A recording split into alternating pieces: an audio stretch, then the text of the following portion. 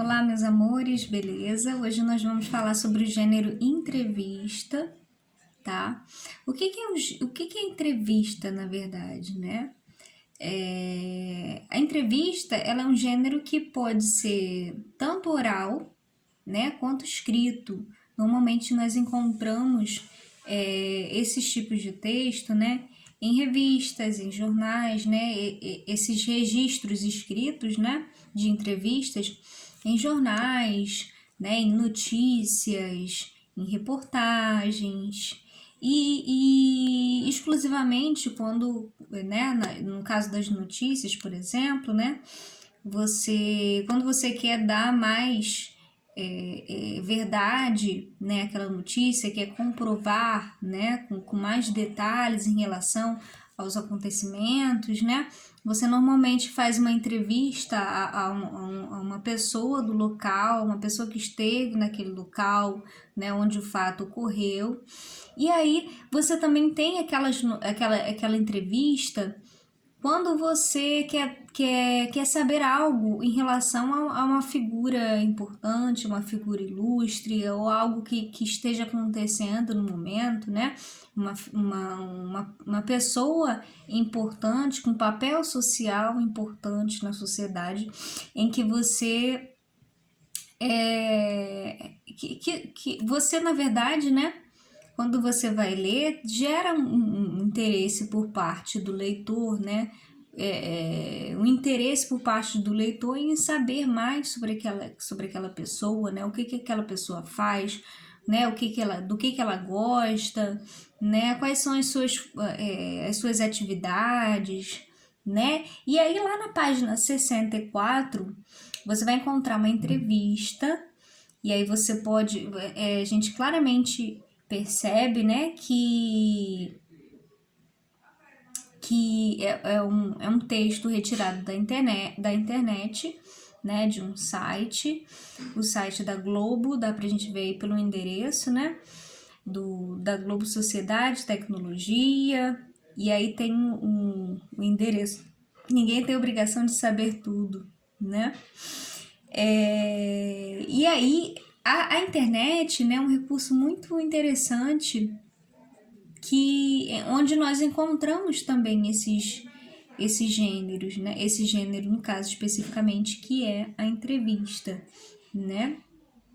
E aí, com conteúdos diversos, né? Se a gente for passear pela internet, pesquisar esse gênero, né? A gente vai encontrar assuntos diversos relacionados, entrevistas, né? Com assuntos diversos, que tem um caráter informativo, né? Que pode ter um caráter de notícia, né? Ou por entretenimento mesmo, por diversão, né? Por meio dessa ferramenta, estou lá na página 64, por meio dessa ferramenta é possível conhecer lugares, né? Olha a importância, né, da entrevista. Além de você conhecer a pessoa, né, você conhece também a cultura, né, lugares, aprender diversas curiosidades acerca de tudo, né? Você pode encontrar tudo nesse gênero entrevista. Então você tem lá um texto, né?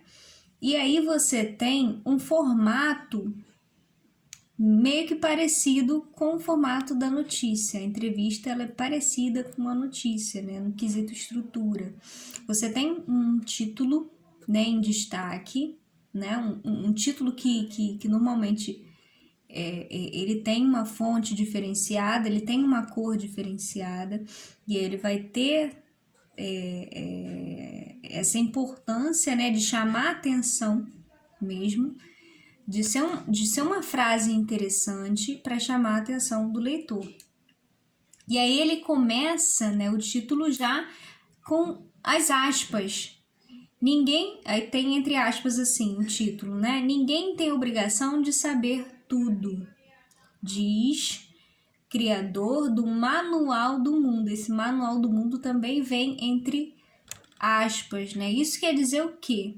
Que esse é um dos recursos que quem produz, né, a entrevista utiliza, que é colocar o próprio discurso, né, aquilo que né, o que o entrevistador, né, que quem está produzindo a entrevista, né,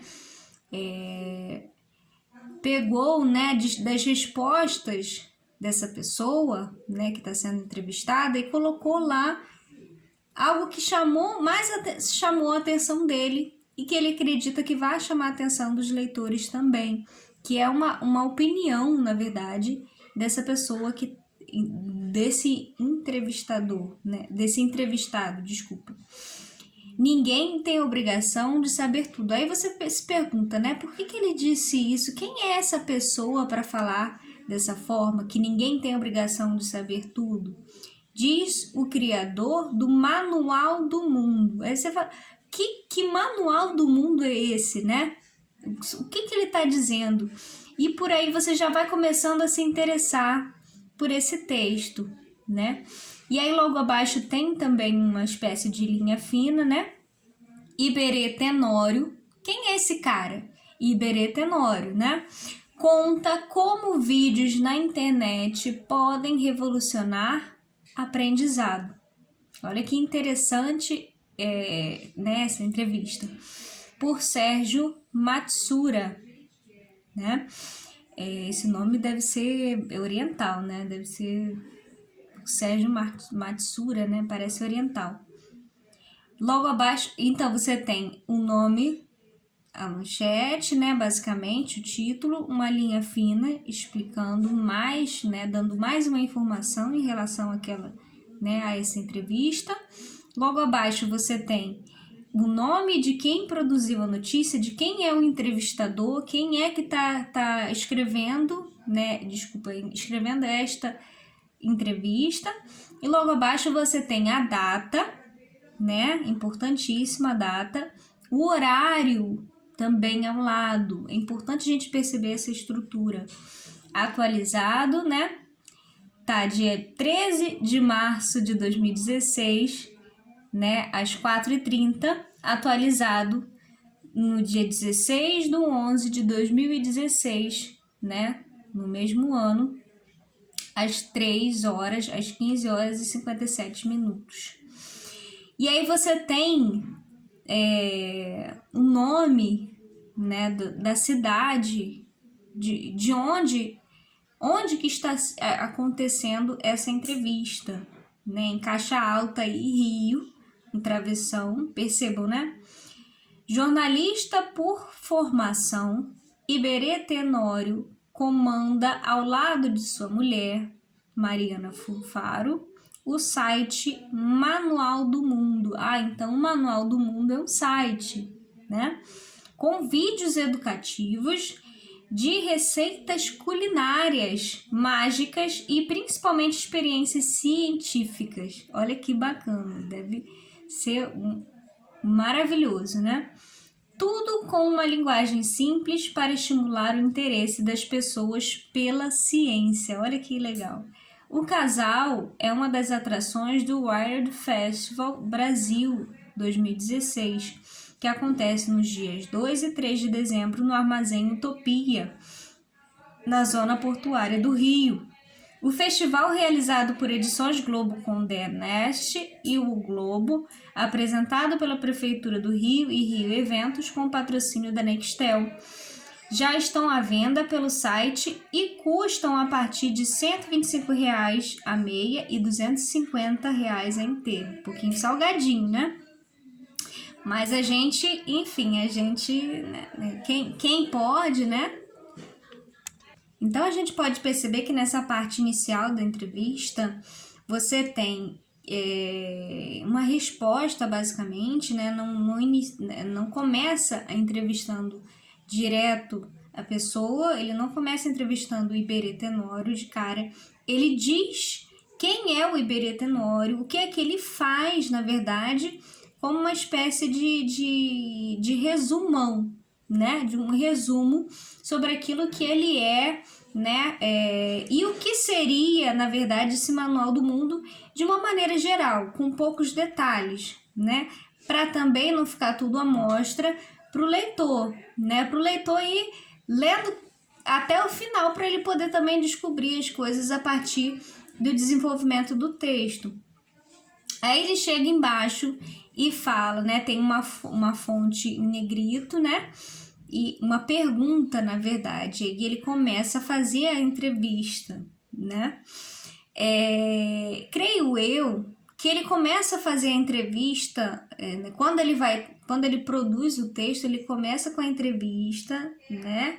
Ele registra tudo e quando ele vai reeditar, né? Quando ele vai transformar a entrevista nisso aqui que a gente está vendo, ele já sabe de toda a história do Tenório, tudo aquilo que ele quis aprender do Tenório, né? Conhecer, né? E aí ele faz esse resumão, que é um resumão da introdução, do início, né, da entrevista. Obviamente ele já conhecia, né, esse daqui obviamente foi reeditado, né.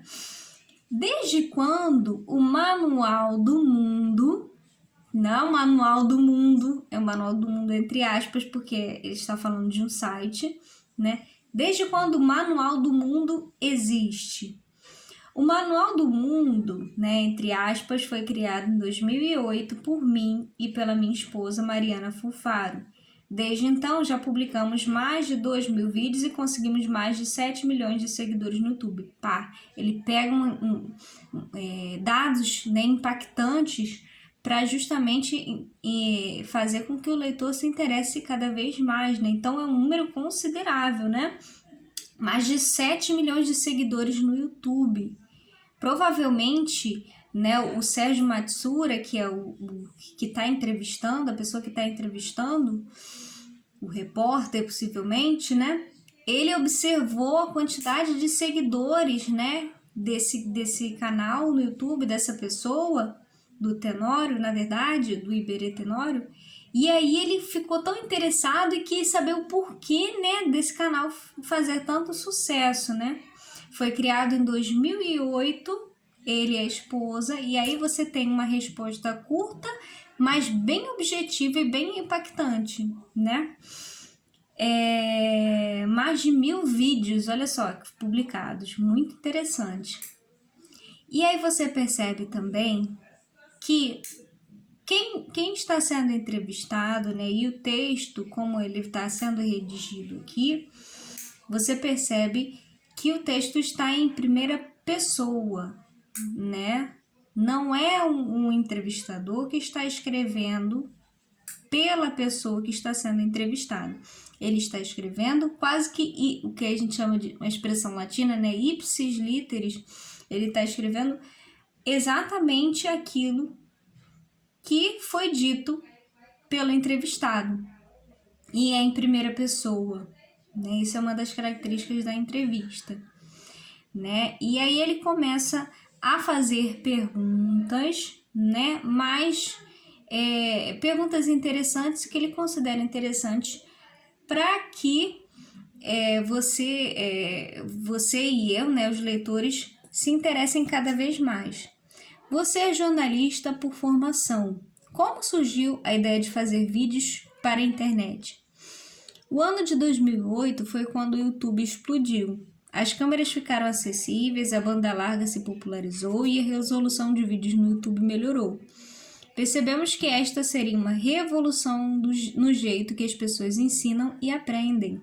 De repente, as pessoas passaram a ter acesso a qualquer conteúdo de qualquer lugar do mundo na hora em que elas quisessem.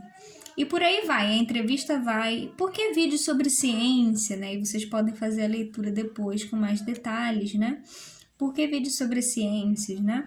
Para que servem essas aulas particulares? Olha só que perguntas pertinentes, né? Como você escolhe os assuntos que serão abordados nos vídeos? Como foi a transição do jornalismo para o YouTube? Você acredita que os vídeos podem mudar o formato de aprendizado nas escolas? Olha que pergunta pertinente, né? E a gente percebe que são respostas curtas, mas que é um texto tão gostoso de ler, né? Tão interessante que você, né? Você vai até o fim, você fica tão interessado que você continua lendo até o fim, né? Como tornar assuntos científicos palatáveis para o público em geral? O ponto de partida é assumir, né? E ele fala, assumir quem está do outro lado, não quer assumir que quem está do outro lado não quer assistir ao vídeo. Isso é interessante, né? A gente que faz vídeos no YouTube, né? A gente pensa, né, que realmente a gente tem que se colocar no lugar de quem está assistindo o vídeo, né?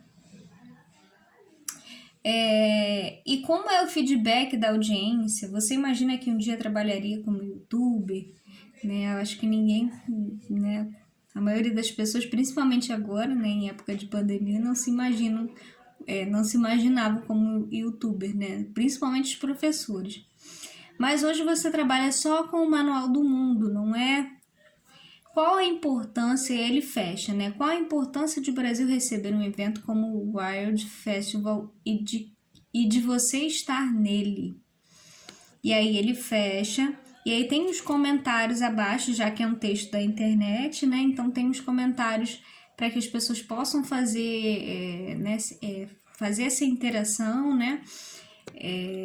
Online, né? E isso é bem interessante mesmo.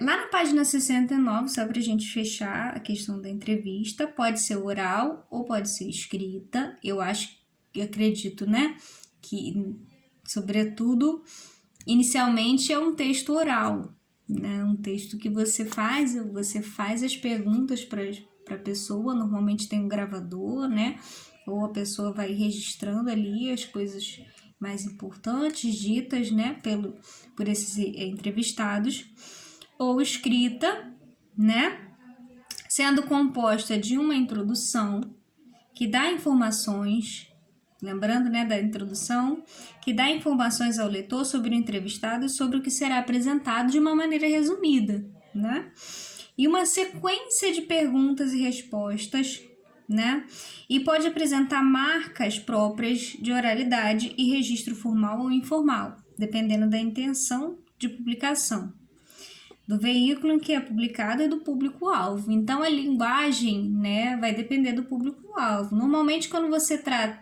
fala para um público jovem, né, ou para crianças, adolescentes, você né, tem uma linguagem mais informal, mais, né, coberta de gírias, né, não tem menos monitorada, né, menos cuidada, né. E pode ser veiculado em jornais, revistas, internet, televisão e rádio.